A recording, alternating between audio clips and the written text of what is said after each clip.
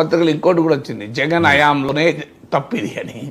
టోకెన్ల పద్ధతి ప్రవేశపెట్టారు, జగన్ చేసిన తప్పే ఇది అని. అసలు విచిత్రంగా ప్రభుత్వాలు మారిపోతున్నాయి. ఇప్పుడు టోకెన్ల విధానం జగన్ పెట్టాడు అనుకోండి, మరి జగన్ అన్న 5 ఏళ్లలో ఎందుకు జరగలేదు తొక్కిసలాట? అంటే ఆ జగన్ పెట్టిన టోకెన్ల విధానాన్ని తెలుగుదేశం హయాంలోనే జరుగుతుందా? ఇప్పుడు ఆ పద్ధతి ఆయన పెట్టాడు, అది తప్పుడు పద్ధతి, మీరు మార్చుకోవచ్చు కదా.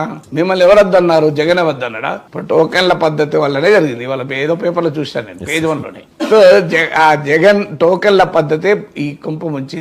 జగన్ హయాంలోనే దీన్ని ప్రవేశపెట్టారు. అంటే ఈ ఆంధ్రప్రదేశ్ లో కూటమి ప్రభుత్వానికి ఒక అలవాటు ఏమైందంటే, విద్యుత్ ఛార్జీలు పెరిగినాయి జగన్ హయాంలోనే, ఆఖరికి తిరుపతిలో తొక్కిసలాట కూడా జగన్ హయాంలో. అంటే మరి 5 ఏళ్ళు అప్పుడెందుకు జరగదు, ఇప్పుడు ఎందుకు జరిగింది? ఆ ప్రశ్న అనివార్యంగా వస్తుంది కదా.